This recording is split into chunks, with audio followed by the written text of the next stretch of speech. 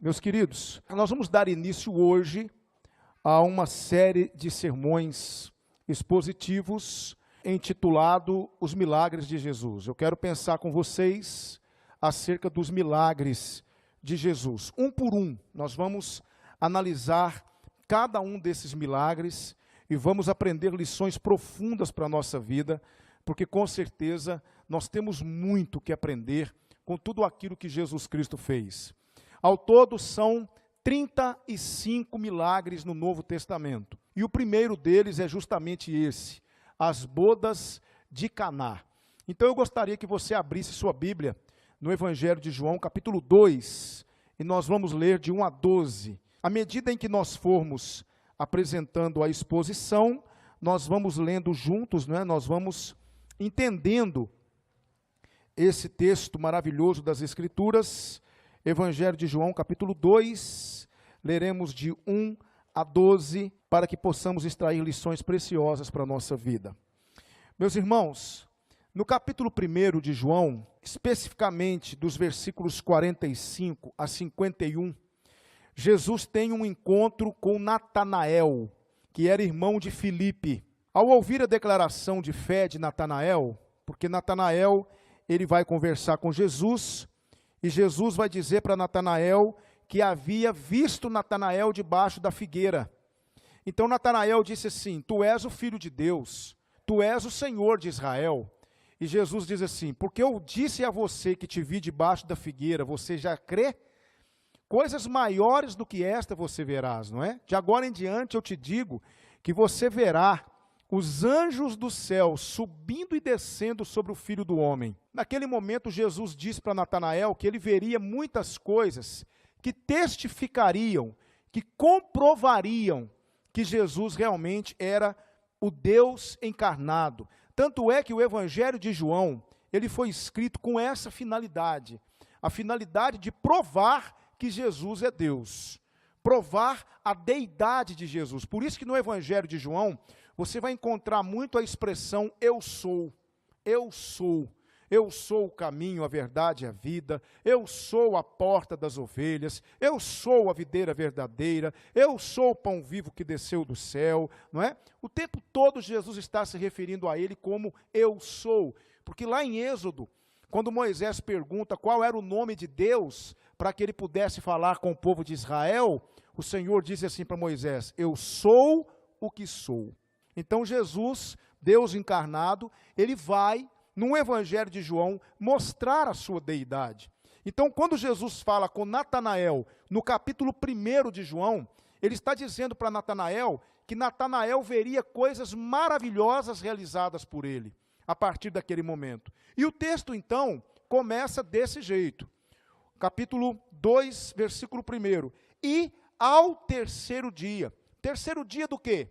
Terceiro dia do seu encontro com Natanael. Terceiro dia das palavras que ele havia dito para Natanael. Fizeram-se umas bodas em Caná da Galileia, estava ali a mãe de Jesus. Versículo 2. E foi também convidado Jesus e os seus discípulos para as bodas. Havia duas Canás na época de Jesus. A Caná perto da cidade de Tiro e a Caná da Galileia, que ficava a 14 quilômetros da cidade de Nazaré. Foi nesta Caná que Jesus foi a uma festa de casamento. Nós precisamos entender uma coisa, porque existem alguns grupos religiosos antissociais que dizem que os crentes não podem participar de festas, os crentes não podem participar de eventos sociais, e isso não procede. Nós podemos participar de festas, festas de casamento, festas de aniversário, não é? Nós podemos participar de festas onde há bodas sendo celebradas, nós podemos participar de festas de formatura. Agora, o que nós precisamos entender é o seguinte: existem festas e existem festas. Existem festas onde eu não vou glorificar o nome de Jesus. Existem festas onde o nome do Senhor não será glorificado. Existem festas onde eu não conseguirei dar o meu testemunho de fé. Mas dizer que Jesus era contrário a festividades não procede, porque ele participava de eventos assim. E ele foi convidado então, não é? Maria estava ali, o texto bíblico vai dizer que estava nesta festa a mãe de Jesus. Tudo indica que Maria tinha algum tipo de parentesco, ou ela amiga, ou algum grau de intimidade com a família, porque Maria vai tomar conhecimento de um grave problema que estava acontecendo nesta festa e vai relatar a Jesus. Então tudo indica que Maria já sabia do problema, então isso mostra uma certa afinidade, uma certa intimidade com a família. E quem é mais convidado? Jesus e os seus discípulos. Meus irmãos, as festas de casamento naquela época eram levadas muito a sério. Recusar um convite era uma afronta gravíssima. Então, os noivos convidaram toda a cidade. Automaticamente, naquele momento, Jesus já tinha os seus discípulos, ele era considerado mestre, então os seus discípulos foram junto. Então, Maria, Jesus e os seus discípulos foram para aquela festa de casamento em Caná da Galileia. É isso que nos diz o versículo 1 e o versículo 2. 3 dias depois que ele havia conversado com Natanael. O versículo 3, então, desse texto, vai nos dizer o seguinte: e faltando vinho, a mãe de Jesus lhe disse, não tem vinho. Disse-lhe Jesus, mulher, que tenho eu contigo, ainda não é chegada a minha hora. Gente, preste atenção no que eu vou dizer para vocês. As festas de casamento, naquela época, não eram como as nossas festas de casamento hoje. Uma festa de casamento hoje, não é? Dura o quê? 3, 4 horas. Na época de Jesus durava uma semana inteira. Uma semana inteira de festa. Obviamente, então, os noivos tinham que fazer um planejamento dos comes e bebes, não é? Principalmente dos bebes, que era o vinho. Porque o vinho era algo indispensável na cultura judaica. O que aconteceu aqui? Não sabemos. Não sabemos se foi um mau planejamento, não sabemos se veio um grupo de pessoas a mais do que o planejado para os noivos. Nós não temos essa informação no texto. O fato é que o problema surgiu. E era um problema grande. Por quê? Porque se houvesse, veja só, se acabasse o vinho, se não houvesse mais vinho, aquela família, aqueles noivos corriam o risco de terem um comentário por muito tempo. Era um comentário que seria generalizado.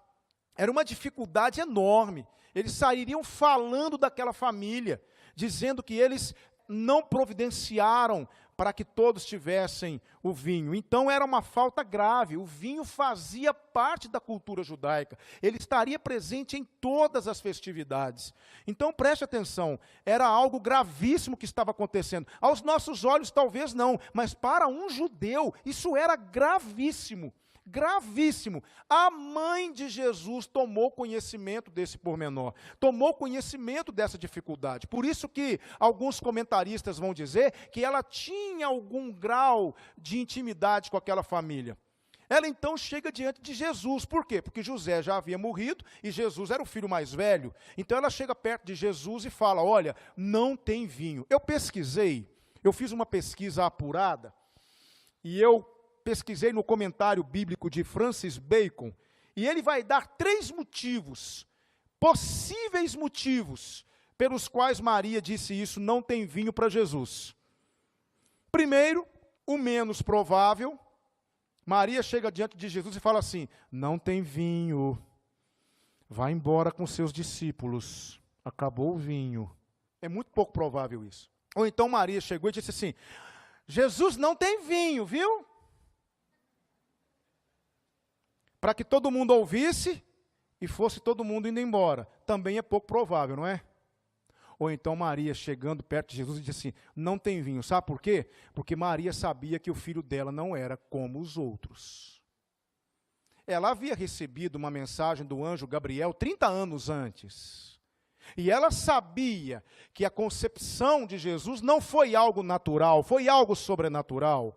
E ela sabia que o filho dela era filho de Deus. E ela sabia que o filho dela podia fazer algo ali. Eu fico com essa hipótese. As 2 primeiras eu descartei.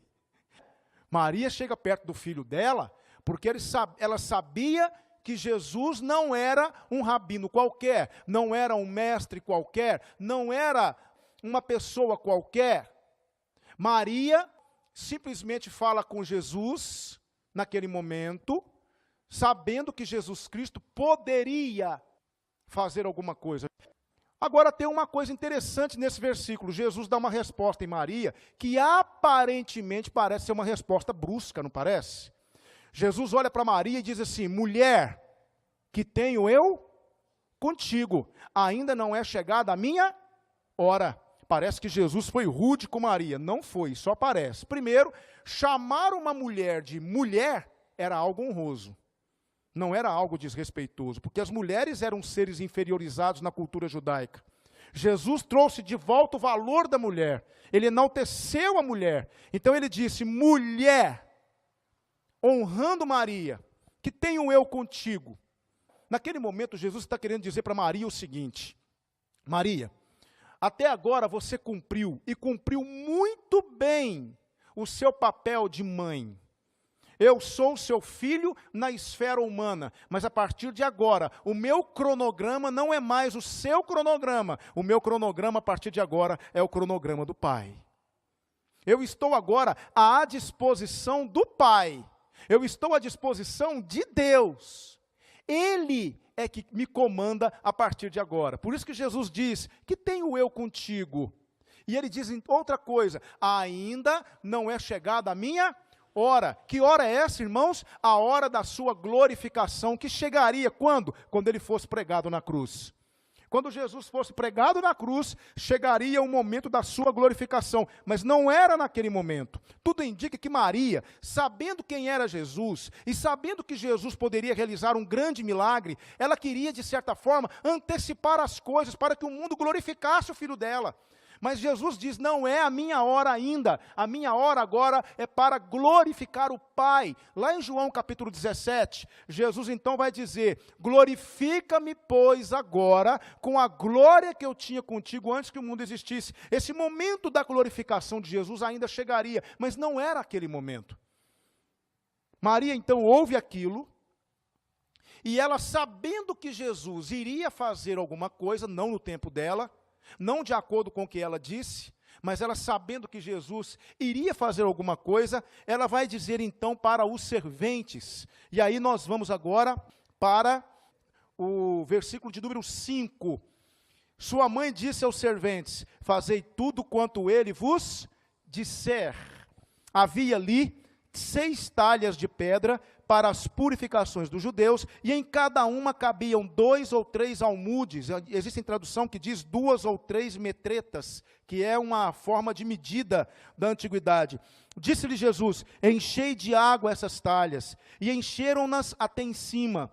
E disse-lhes: tirai agora e levai ao mestre-sala. E levaram. E logo que o mestre-sala provou a água feita vinho, não sabendo de onde viera, se bem que o sabiam os serventes que tinham tirado a água, chamou o mestre-sala ao esposo e disse-lhe: todo homem põe primeiro o vinho bom, e quando já tem bebido bem, então o inferior, mas tu guardaste até agora o bom vinho. Jesus agiria. Jesus faria o milagre, mas não no tempo de Maria, no tempo de Deus. Chegou a hora. Ele então diz para os serventes, que eram as pessoas que serviam vinho para os outros, para os convidados: encham de água essas talhas. Haviam 6 talhas de água. Para quê? Porque o judeu, ele era muito rigoroso com a questão da higiene pessoal. Ele tinha todo um ritual de purificação. E quando ele chegava, ele lavava as mãos e lavava os pés. Como era um casamento de 7 dias, muita gente, obviamente as talhas estavam o quê? Vazias. Jesus então diz para os serventes: encham de água essas talhas até em cima. Gente, sabe quantos litros de água cabiam em cada talha? 102 litros de água. Em cada talha.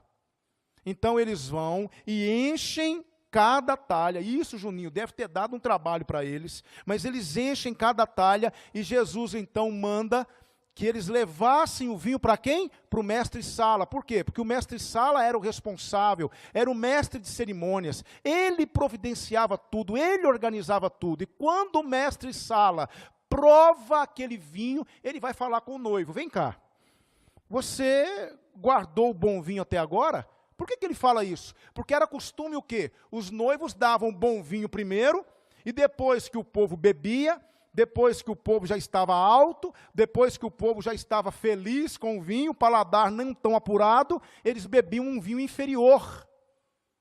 Eles davam um vinho inferior por último. Então o mestre Sala diz assim para o noivo: eu achei que você já tinha dado bom vinho, mas eu vejo que você guardou o melhor para o final. Porque o vinho que Jesus fez naquele momento era muito melhor do que o vinho que o noivo tinha dado na primeira leva, vamos dizer assim, não é?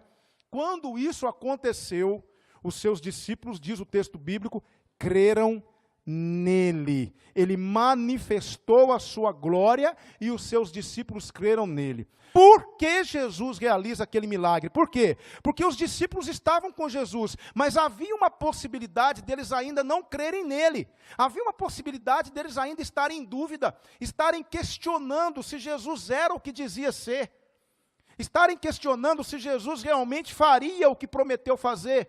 E naquele momento Jesus realiza aquele milagre, e o texto bíblico vai dizer, no versículo 11, Jesus principiou assim os seus sinais em Caná da Galileia, e manifestou a sua glória, e os seus discípulos creram nele. Jesus transformou a água em vinho para mostrar que ele era o que ele disse ser, para mostrar que ele faria o que ele prometeu fazer, e a partir daquele momento os seus discípulos creram nele. O evangelista João diz que há muitas outras coisas que Jesus Cristo fez, as quais, se fossem escritas, não caberiam em todos os livros que fossem escritos. Mas ele diz assim: estas, porém, estão escritas para que creiais que Jesus Cristo é o Filho de Deus, e crendo tenhais vida em seu nome. Então, por que Jesus transformou água em vinho? Para que eu e você pudéssemos crer que ele é o Filho de Deus. Então, irmãos, esse é o resumo do que está acontecendo aqui em Caná da Galileia, não é?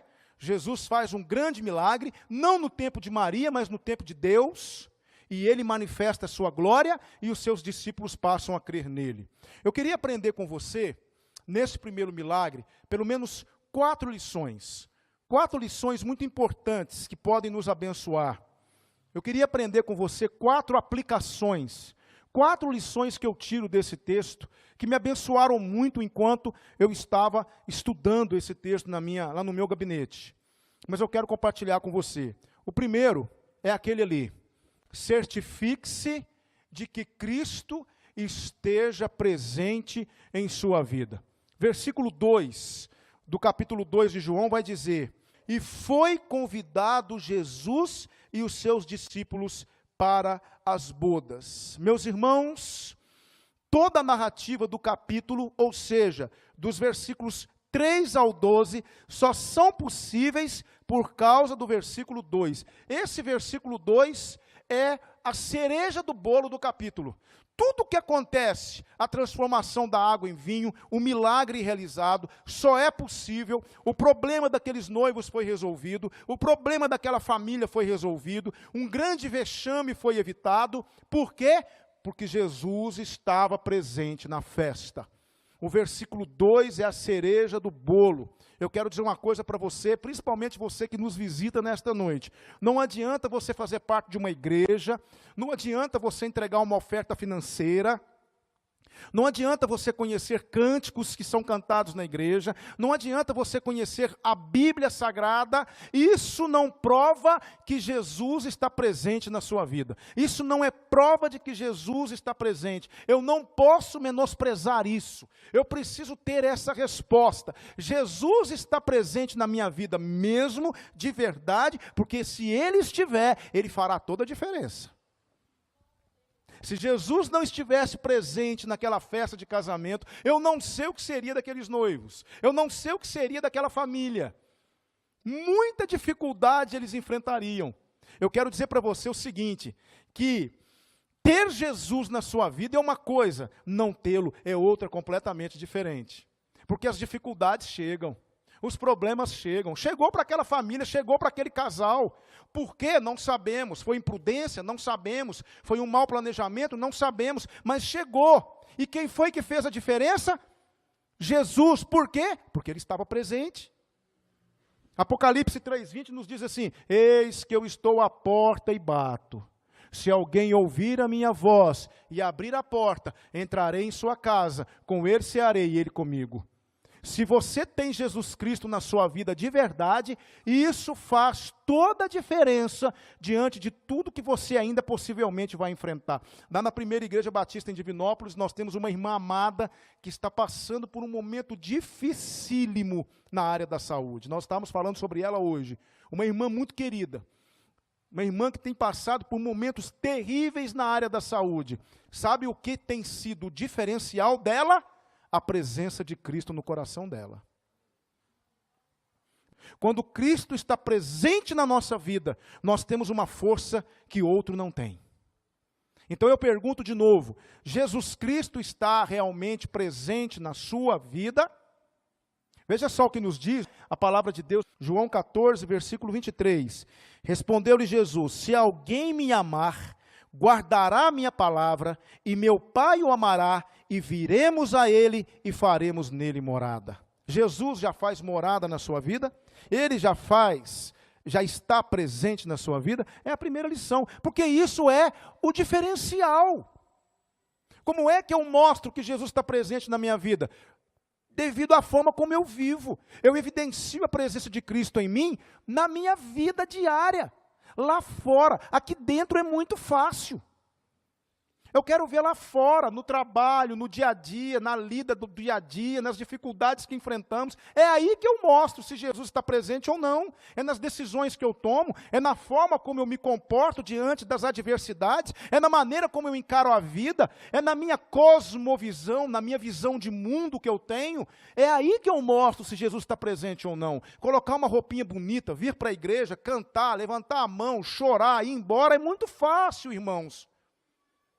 O que eu quero dizer é o seguinte, Jesus está presente, então a sua vida será como tal.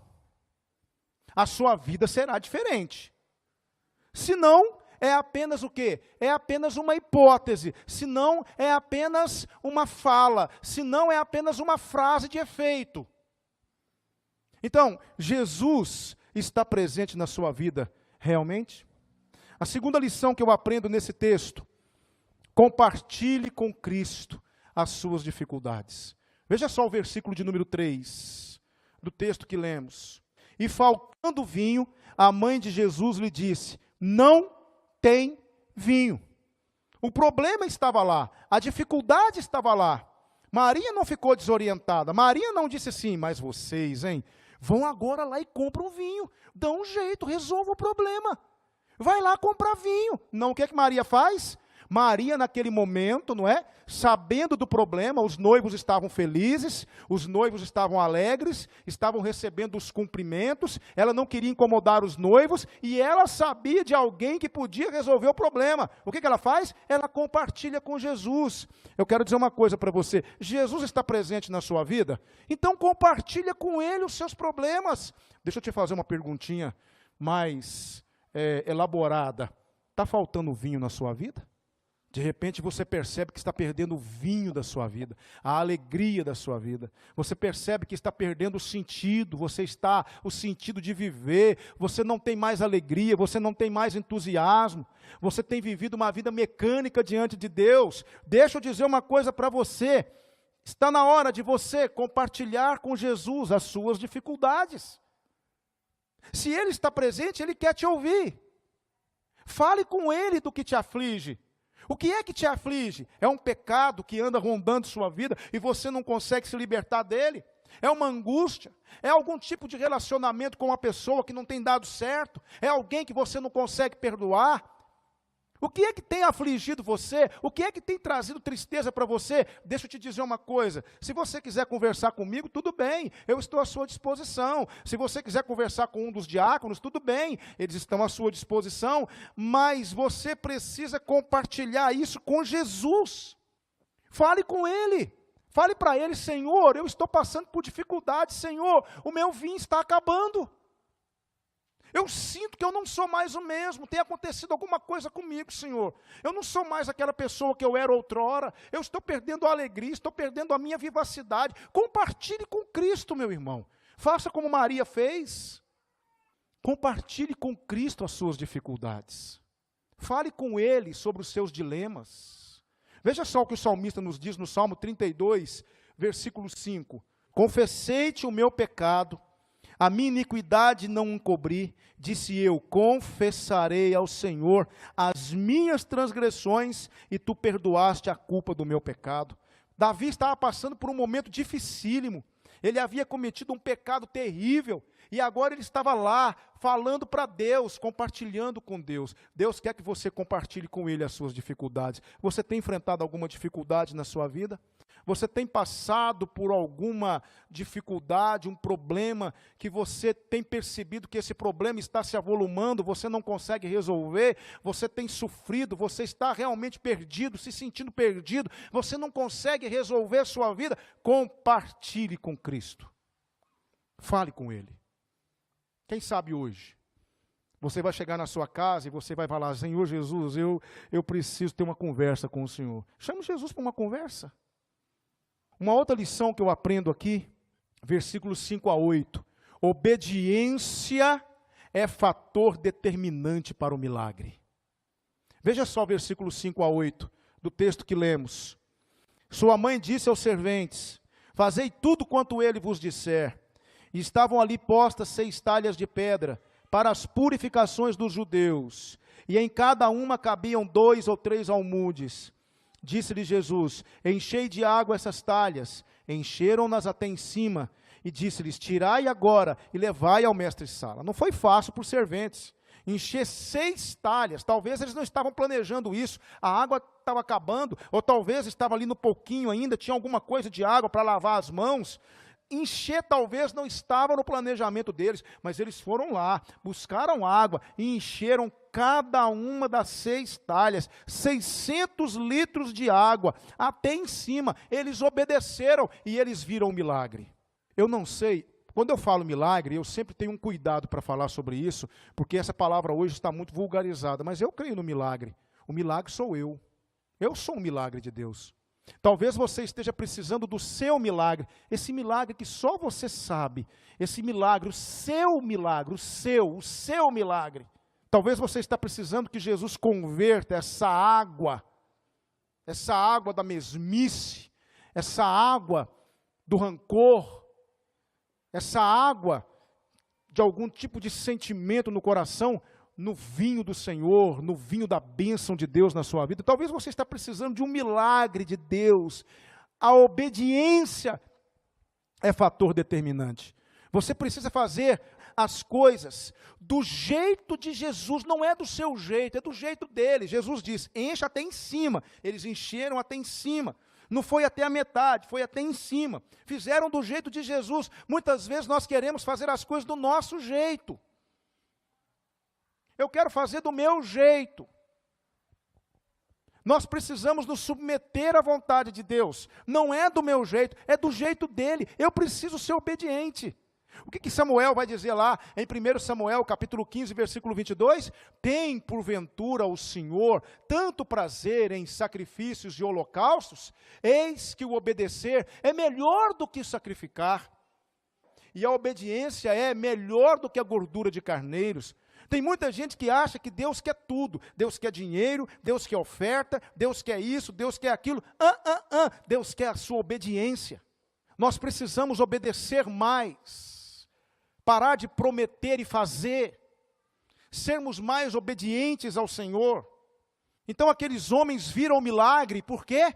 Porque eles foram obedientes. Você quer ver o milagre de Deus na sua vida? Você quer ver grandes coisas de Deus na sua vida? Então obedeça. Mude o que tem que ser mudado. Pare de fazer o que você precisa parar de fazer. Tome atitudes diferentes. Para que as coisas possam acontecer na sua vida. Para que os milagres que você tanto espera possam acontecer na sua vida. Eu não estou falando aqui de cegos enxergarem, de surdos ouvirem, de paralíticos andarem, embora eu creia que o Senhor pode fazer isso, mas existem milagres muito maiores do que isso. Talvez você está precisando de uma transformação hoje, uma modificação na sua vida. Uma transformação na sua vida, uma transformação no seu lar, uma transformação no seu relacionamento com a sua família. Se você for obediente, você verá o milagre acontecer. Eu creio nisso. Seja obediente. E eu aprendo agora a última lição. O que Cristo tem a lhe oferecer é melhor do que tudo que você recebeu até hoje. O vinho de Jesus era melhor do que o melhor vinho dos noivos. Quando todo mundo achou que provou o bom vinho, o mestre Sala falou isso. Puxa, você guardou o melhor vinho para o final, eu achei que aquele lá, eu já tinha provado o melhor vinho, você guardou para o final, porque ele não sabia que havia sido Jesus, o autor daquele milagre. Eu não sei o que você tem vivido, como você tem vivido, mas eu sei que Jesus Cristo pode fazer muito mais por você. Efésios 3:20 diz que Ele é poderoso para fazer infinitamente mais do que tudo aquilo que pedimos ou pensamos, segundo o seu poder que em nós opera. Ele é poderoso para fazer mais. Ele é poderoso para te dar muito mais. E quando eu falo te dar mais, eu não estou me referindo a prata, ou ouro, ou bens. Eu estou me referindo a bênçãos superiores. Ele pode te dar o que a vida não lhe deu. Ele pode te dar o que a religião não lhe deu. Ele pode te dar aquilo que os homens não lhe deram, porque Ele é Deus. E se Ele está presente na sua vida, Ele pode fazer muito por você. Agora, se Ele ainda não está presente, quem sabe hoje você o convida, como aqueles noivos o convidaram, como aqueles noivos o chamaram para a festa. Ele foi e fez toda a diferença. Talvez a sua vida não acontece nada novo, porque está faltando aí um personagem principal. Está faltando Jesus Cristo na sua vida. E quando Ele entra, Ele faz a diferença. Então o versículo 9 e 10, veja só. E logo que o mestre Sala provou a água feita vinho, não sabendo de onde viera, se bem que o sabiam os serventes que tinham tirado a água, chamou o mestre Sala ao esposo e disse: todo homem põe primeiro o vinho bom, e quando já tem bebido bem, então o inferior, mas tu guardaste até agora o bom vinho. Jesus, Ele tem algo muito bom para você nesta noite. Talvez você ainda não experimentou o delicioso perdão de Deus. Talvez ainda você não experimentou a saborosa salvação que Ele oferece. E se você experimentar, você verá que é a melhor coisa que pode acontecer, a melhor coisa que existe. 1 Coríntios capítulo 2, versículo 9, é o último texto dessa noite. Veja só o que a palavra de Deus vai nos dizer. Mas como está escrito, as coisas que olhos não viram, nem ouvidos ouviram, nem penetraram o coração do homem, são as que Deus preparou para os que o amam. Existem coisas maravilhosas que podem acontecer com você. Há 28 anos atrás eu experimentei esta bênção de Deus. E eu pude perceber que não há nada mais valioso do que isso na face da terra. Você precisa entender nesta noite. Jesus Cristo está presente na sua vida, de verdade, ou que você tenha um conceito, uma ideia, você formulou uma ideia sobre Ele e se contentou com isso. Você tem compartilhado com Ele? Eu não sei como anda o seu coração, não sei quais são os seus problemas, quais são as suas dificuldades, mas compartilhe com Ele. Fale para Ele: Jesus, eu ainda não te convidei para entrar na minha vida, mas eu quero que o Senhor entre no meu coração, porque eu tenho muito para conversar com o Senhor, e só o Senhor tem condições de me ajudar. Eu quero compartilhar com o Senhor, o meu vinho está acabando, o meu vinho já acabou, eu preciso do teu vinho, eu preciso da tua bênção na minha vida. Quem sabe hoje você vai ter esse encontro com Cristo. Você precisa obedecer. O que é que Ele tem pedido a você? O que é que Ele tem mostrado a você através do Espírito dEle? Qual é a decisão que você precisa tomar e ainda não tomou? Qual é a atitude que você precisa tomar e ainda não tomou? O que é que você precisa fazer que você ainda não fez? E por último, entenda que o que Ele tem para você é melhor do que qualquer coisa. Esse milagre ficou registrado. O texto bíblico vai nos dizer uma coisa muito interessante, versículos 11 e 12. Jesus principiou assim os seus sinais em Caná da Galileia, manifestou a sua glória e os seus discípulos creram nele. Depois disso desceu a Cafarnaum, ele, sua mãe, seus irmãos e seus discípulos e ficaram ali não muitos dias.